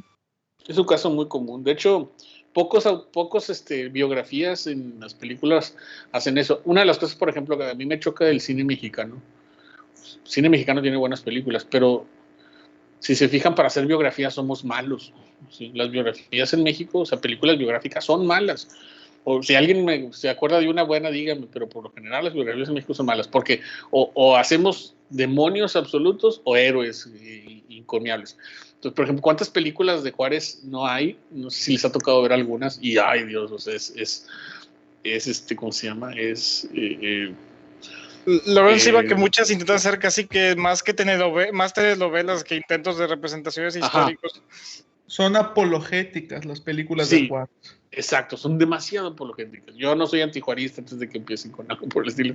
No, pero definitivamente es un personaje que tenía contrastes, como ahorita dice Arnoldo, como todos los tenemos. Y el hecho de que casi todas las películas en relación a Juárez sean demasiado apologéticas y demasiado melosas a veces, en el sentido que son demasiado patrióticas, pues te hacen perder el interés de querer ver algo así. Yo, por ejemplo, una película que recomiendo que ve los claroscuros de un personaje, que en este caso es norteamericano, pero que también es bastante llevado en un pedestal y en muchas formas de manera literal, es Lincoln. Hace algunos años, Steven Spielberg hizo una biografía de Lincoln que pasó muy de largo, no es una película muy conocida, pero si la vieron, es una película genial, porque no solamente muestran a Lincoln que todo el mundo tiene en el pedestal, ¿sí? Ahí en Washington y sentado en su enorme trono, sino también ese Lincoln que para lograr eliminar la esclavitud tuvo que sobornar gente, sí, y tuvo que hacer cosas bastante de dudosa reputación para poder lograr su objetivo, ¿no? Sí, Abraham Lincoln que sobre vampiros. No, esa no. Sí, bueno, sí crees esa. Es Lincoln, la dirigió Steven Spielberg. Y esa película me parece, la actuación de Daniel Day-Lewis es soberbia por eso, ¿no? Porque precisamente sabe retratar un personaje con sus claroscuros. Sí, pero les digo, aquí en México las biografías no salen, o es Juárez, el pastorcito con sus ovejas, y luego al día siguiente presidente de México y haciendo la reforma y cambiando la vida de todos, ¿sí? O es malo, ¿no? Como las versiones que ha habido por ahí también de Porfirio Díaz y de Santa Anna, ¿sí? Que terminan siendo o blanco o negro, ¿no? Y no va por ahí. Sí, ganó un Oscar. No, pues es que les digo, vean esa película si pueden. No la de Cazavampiros, o bueno, si también la quieren ver, pero vean primero la de... Y a lo mejor les va a resultar aburrida, porque de hecho la película es más, la de Lincoln es más el debate en el Congreso en relación precisamente a la abolición de la esclavitud. Y pues ese tipo de películas a lo mejor te pueden parecer aburridas. A mí me pareció genial por eso, porque te muestran a un Lincoln que para lograr la abolición hizo cosas que no tienen que ver con los ideales en los que lo vemos. Sí, y además era alguien pues también con su carácter y sí, ese tipo de cosas. Entonces, eso es a lo que les digo, ¿no? Que cuando veamos una película tratemos de entender sus matices, ¿no? Cómo se aprecian. Esa concepción medio mexicana de ver todo en blanco y negro se remonta a la educación promovida por los regímenes. Sí, es la famosa historia de bronce que menciona Luis González. O sea, ese es el problema de la forma en que se nos enseña historia, que no nada más es particular de México. Digo, yo incluso creo que hasta en México tenemos una historia más crítica que, por ejemplo, a veces en Estados Unidos. En Estados Unidos la historia a lo mejor no es patriótica como la que nos enseñan aquí en la primaria, pero sí es muy novelada. Sí, en Estados Unidos, sí, y en muchas otras partes del mundo ni se digan las historias totalmente, digamos, construidas para generar un patriotismo que raya en lo absurdo. Eso es un mal que tienen todos los países, enseñar una historia bastante desvirtuada a lo que es la realidad. Pero por lo menos podría ser el intento. Ahí es donde también creo que los historiadores hemos fallado. Yo creo que los historiadores hemos fallado en tratar de crear una historia lo suficientemente equilibrada para gente que no estudia historia. ¿Sí? ¿Cuál es el problema que tenemos en la historia? En el colegio de historia, es más, vamos a hacer la crítica a nosotros mismos, que hacemos historia para historiadores. Escribo para mí y para mis compadres, y para que me entiendan. Pero no llegamos a otros niveles. No llegamos a las preparatorias, no llegamos a las secundarias. No, Carlos escribe para que Miguel lo entienda, y Miguel para que lo entienda Arnoldo. Sí. No sé si me explico. Sí. Y creamos un círculo entre nosotros para escribir historia. Y nosotros bien emocionados entre nosotros haciendo historia, pero no logramos hacer que la historia se pueda divulgar a otros niveles. Y lo digo como crítica porque no lo hemos sabido hacer. Tenemos intentos, hemos hecho cosas importantes en cuanto a la difusión. Yo, por ejemplo, soy parte de la coordinación de la revista Atisbo. Cuando Atisbo nació, esa era la idea. Hacer artículos de personas que somos del colegio para personas que no son del colegio, ¿sí? Y que quieren aprender historia, y quieren aprender una historia verdadera o objetiva, si no le queremos llamar verdadera. ¿Qué ibas a decir, Carlos? Se te quitaron las ganas. ¿Sí? La de Pato muestra hasta el infame discurso. Sí, eso es lo que voy. Pero eso se los dejo de tarea. O sea, cuando nosotros, y me refiero a nosotros, ustedes y yo, como historiadores, vamos a tener la capacidad de crear una historia que pueda permear otros niveles que no sea nada más nosotros. O sea, nosotros hacemos nuestra ponencia, vamos a un congreso en Yucatán con compañeros que son de historia de Yucatán, o de la UNAM, o de Veracruz, y pues ellos te entienden. Pero pues sí, pero ¿cuándo vamos a llegar a esos otros niveles? Ese es un deber que tenemos la comunidad histórica en México. ¿Sí? No hemos sabido llevar nuestra forma de hacer historia a otros niveles de educación, a otros grupos de personas. ¿Sí? ¿O me equivoco, oigan? ¿O estoy siendo un dramático? De hecho, eso que es algo que he observado que siento que es mucho yo le llamaría la hiperespecialización sobre algo, sobre una temática, porque es bueno crear historia, pero siendo sinceros, para un público general, no le va a encontrar interés a la historia de un pueblo perdido, de un edificio perdido de la mano en Monterrey o así, que yo digo, es muy válido y es muy correcto hacerlo, pero no es algo que tú puedas difundir hacia otro público o que puedas demostrar y que la gente lo vaya a observar, porque son temas tan especializados que quien esté interesado en una temática lo va a tomar. Por eso también el problema es que si hacemos una historia general, por ejemplo, yo estoy pensando en que le dije a mis compañeros, no sé, a escribir sobre la historia de la comedia en Monterrey, que es un tema que no se ha abarcado, que no se ha hablado. Y yo siento que eso a lo mejor puede llamar la atención de las personas. ¿La historia de la qué, perdón? De la comedia. Sí, de la claro. comedia. Sí, no, y estoy de acuerdo contigo porque yo he tenido alumnos, ahorita mencionaba el caso de una compañera, Cassandra, que hizo historia del cine, que yo fui su asesor, y que Cassandra hizo historia del cine. Fíjense, historia del cine, que hasta cierto punto es algo convencional, o sea, no es algo tan raro. Le ponían muchos peros a la pobre Cassandra. Algunos otros maestros, no, es que mejor hace una historia más importante, fíjate. O sea, ¿qué es eso de una historia más importante? O sea, ¿dónde está la varita o la regla que te dice esta historia es importante y esta no?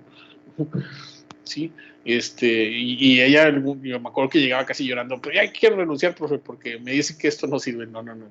O le haces caso a ellos o le haces caso a mí, que soy tu asesor. Sí. Y les digo, y le fue muy bien, y ya su libro publicado. Y a veces veo eso mucho, como que hay mucha gente que te desalienta porque no, investiga lo que es realmente importante. Y dice Ricardo, yo quiero investigar la comedia en Monterrey, ¿dónde está el pero? Pues en que alguien le va a decir, no, es que no es serio, es que mejor haz una enésima biografía de Vidaurri. Pues no, o sea, no sé si se entiende. O sea, nosotros mismos a veces nos limitamos bastante en la comunidad. ¿Sí? Nos limitamos y pensamos que si no investigamos los temas que nosotros creemos importantes, entonces nadie los va a tomar en cuenta. Vidaurri Cazavampiros, puede ser. ¿Y por qué no? ¿Por qué no hacer una novela de eso? A ver, nosotros somos historiadores, pero ¿por qué alguien de letras dice, ¿por qué no hago un Vidaurri Cazavampiros? ¿Cuál sería el problema hacer una novela de un Vidaurri Cazavampiros que venda millones y que haga una película? Pues ¿cuál? Que no sea serio. Es lo que diría la gente. ¿Cuál sería el problema? Si es ficción y tú puedes hacer eso. Yo alguna vez, ¿saben? Creo que mucho de esto lo aprendí porque yo di clase en letras. Cuando yo estaba también chavo en la carrera, así como aquí que le dimos África, a mí me mandaron a letras. Alguna vez no me quisieron en historia y me mandaron a la carrera de letras. Y estaba el profe José Luis Martínez Canizales, que era el coordinador de letras.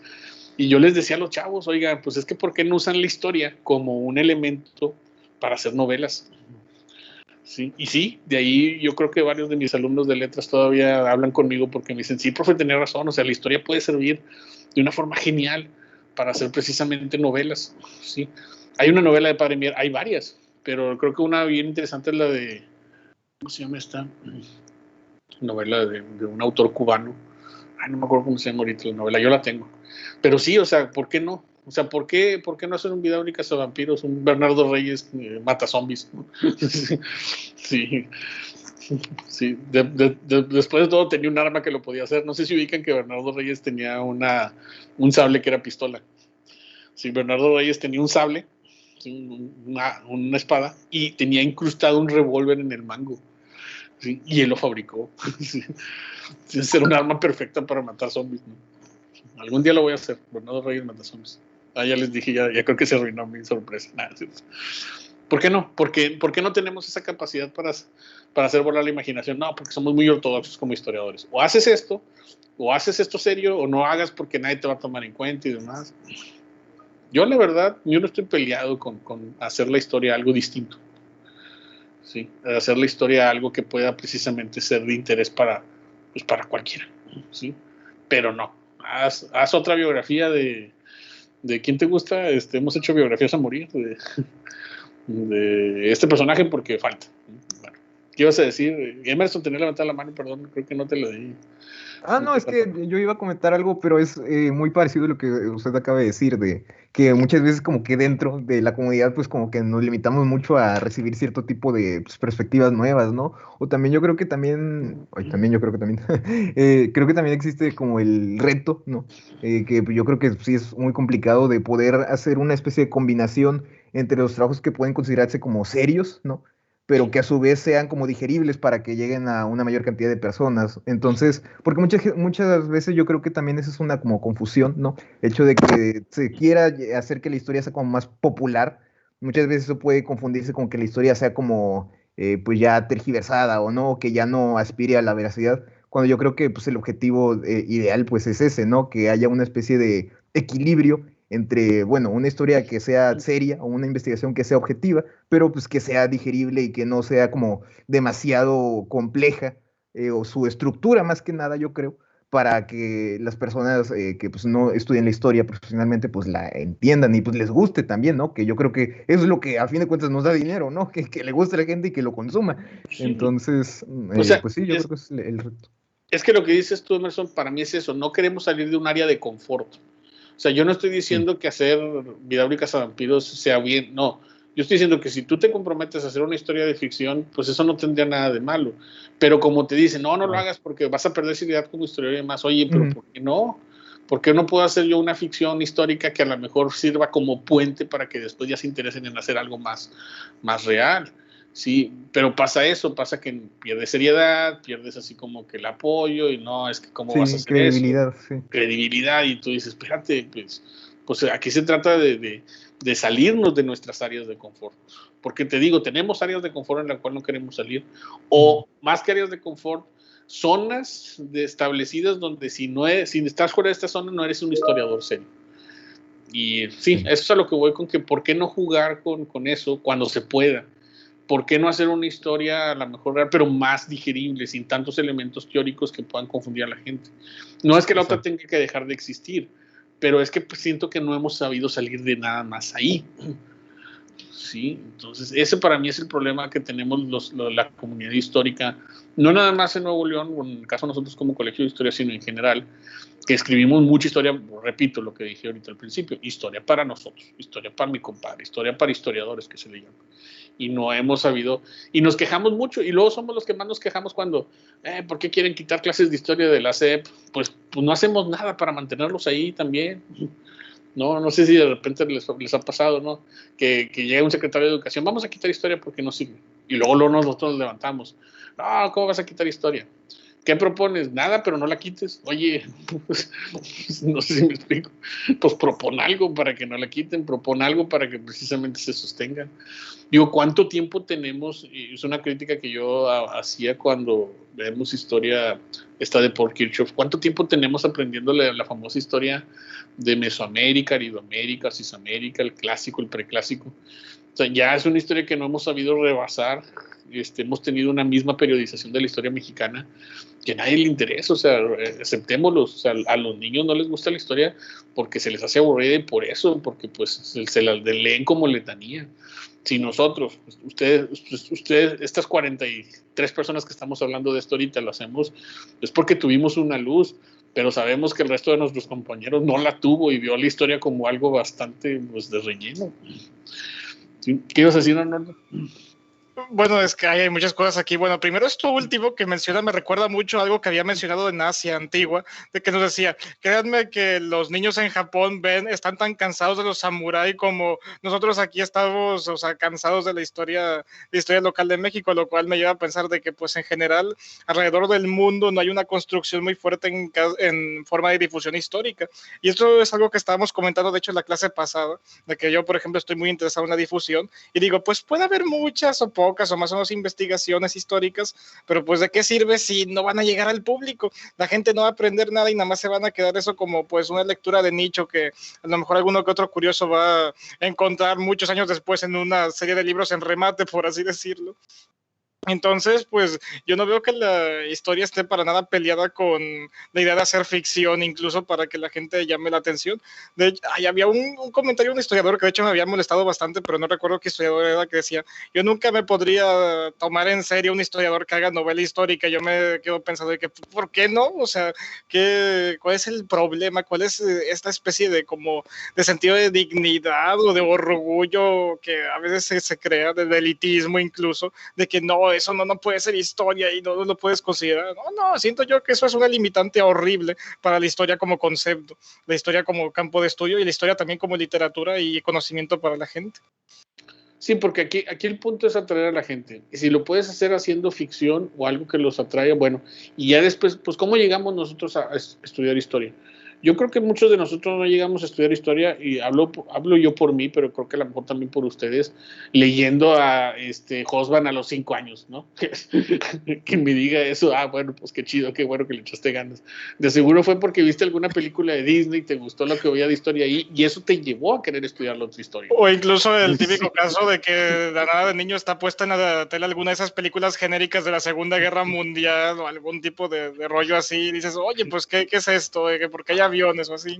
Sí, yo lo critico mucho a amigos así. De hecho, yo creo que por eso mis colegas a veces también me critican, porque de seguro estaba leyendo Chartier a los 4 años, o sea, y de ahí dijo, sí, voy a ser historiador. Claro que no. Sí, uno creció viendo películas y caricaturas, y de ahí uno saltó a lo otro. Bueno, eso es lo que muchas producciones históricas han logrado hacer. Si la historia de México no ha logrado hacer eso con la historia de México, es porque no hemos llegado precisamente a generar ese interés. Y eso creo que ese es el problema, de no querer salir de glorificar esta historia que le llamamos científica, y de ahí no sale. No, es que tiene que ser científica, si no, no funciona. Y bueno, Diana, perdón.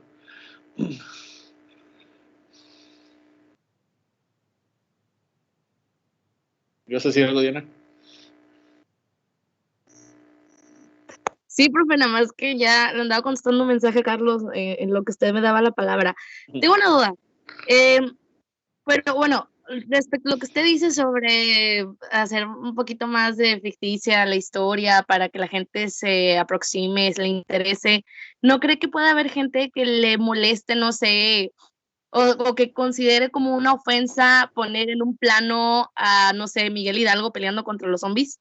Sí, y ese es el problema. Lo han considerado ofensa toda la vida. Y creo que ya es tiempo de dejarlo de considerar ofensa. Aquí lo que dices tú, para mí ese ha sido el problema, que lo han considerado ofensa todo el tiempo. Incluso ustedes, no sé si saben, en algún momento no nada más era una ofensa, sino te censuraban. Sobre todo durante la época del PRI. No sé si escucharon esas historias, porque obviamente ustedes pues, son generaciones que nacieron. Yo personalmente siento que esto tiene mucho que ver no solamente con el gobierno, sino también con el aspecto religioso. ¿Por qué? Porque muchas figuras históricas como que se han elevado casi al punto de religión, y entonces sería como decir de que no estaría bien como te debo de historia de, no sé, de Jesús, que esos zombies, y es como que, no, eso es una ofensa, y eso de alguna manera parecía transmutarse hacia los personajes históricos, de que no estaría interesante de que tenga una historia así en plan broma, pero a la vez con elementos de verdad, un personaje histórico, no, es una fuerza, este es el santito, esta es la figura que no puedes tocar, inmaculada. Es que lo que mencionas, Diana, no es o va a ser el problema, ha sido el problema. ¿Sí? Que como hemos santificado demasiado estas figuras, entonces no queremos hacer nada que las ofenda. No, hay una crónica que yo conozco mucho, y ahora sobre todo que recientemente murió, no sé si ubican a Loco Valdés. El Loco Valdés, pues un cómico como muchos otros. Él en un programa se le ocurrió decir, a Benito Juárez le dijo Don Bombito Juárez, o sea, como una forma de burla. creo que lo censuraron o ¿cómo se llama? Lo mandaron a una lista negra, no me acuerdo por cuántos años, a este cómico, a Loco Valdés. Es una historia que mucha gente sabe porque todos recuerdan eso. En un programa de comedia que él tenía se le ocurrió decir Bombito Juárez y lo corrieron, lo sepultaron, lo mandaron a una lista negra, ¿no? Porque no se te ocurra decir algo de los sacrosantos personajes históricos. Ese ha sido el problema, te digo, no es el problema, ha sido el problema, que como no queremos ofender, no queremos sacar de la visión en la que se tiene a personajes y situaciones históricas, entonces no hacemos nada. Sí, y yo creo que a lo mejor hay una línea delgada, pero una línea entre crear una ficción alrededor de esto y lo no. Ya ves lo que pasó con el Zapata que se pintó ahí en Bellas Artes, ¿sí? ¿Sí lo ubican? Sí, el Zapata sexualizado. Sí, ese fue un caso que me dio mucha cosa porque, o sea, cuando surgió esa imagen, había gente que en su vida había visto ni historia, ni le interesaba el tema, y hasta criticaba, y si le interesaba hasta criticaba a Zapata, y de nada salió de que, no, ¿cómo puede ser? Y yo de que, viejo, eso no te interesaba ni ayer, eso no te interesaba jamás en tu vida, de la nada aquí, o sea, porque ahora sí es importante y antes no. Sí. Exacto, entonces no sé si ya con ese ejemplo se dieron cuenta. El problema es que nos han enseñado esa historia y nos han enseñado esa historia tan arraigada que, como dice Arnoldo, nos la han enseñado así que no nos importa Zapata, nada más nos importa que nos lo toquen. O sea, y bueno, o sea, creo que sí, hay un nivel entre ofender y no, pero ya llegar a ese punto donde, bueno, no tocas a ningún personaje histórico porque entonces nos vamos a ofender todos, pues yo creo que ahí está el problema. Y pues aquí los comentarios que me dicen son eso. Dice aquí Carlos Liberato, en una cantina de mi pueblo le venden veladoras a Juárez. No nada más le tienen veladoras a Juárez, también hacen sesiones espiritistas con Pancho Villa, o sea, los hemos llevado a niveles religiosos. Y entonces, por no querer precisamente tocar a estos personajes, no hacemos de ello algo que no salga de... Si no vas a hablar de él como héroe, entonces no hables de él. Y entonces nos limitamos, creamos esto, perpetuamos estas historias de héroes y no aprendemos. Ya hace un tiempo yo también recuerdo haber ido a la presentación de un libro del doctor Juan Ortiz Escamilla, que es un historiador, muy respetado historiador. Hizo un libro sobre, ¿cómo se llama este señor? Sobre Félix María Calleja. ¿Sí?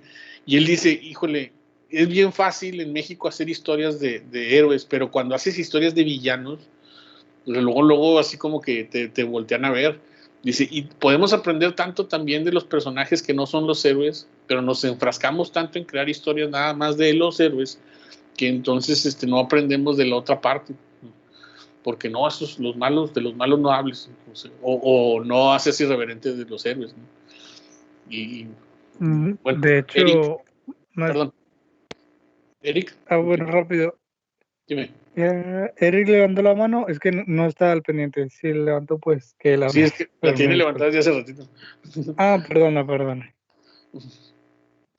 Sí, gracias. Es que también con todo lo que estábamos diciendo me acordé en el semestre pasado en las clases con el maestro Olvera, sobre todo en historiografía mexicana. Él constantemente nos decía que uno de los principales problemas de los historiadores es que no sabemos escribir, que era incluso refrescante leer sobre historia, pero por autores que no son historiadores como tal, no sé, periodistas, abogados, porque tienen una manera de escribir diferente, porque nosotros como historiadores estamos encerrados en el círculo con el que aprendimos y es el mismo que nosotros difundimos.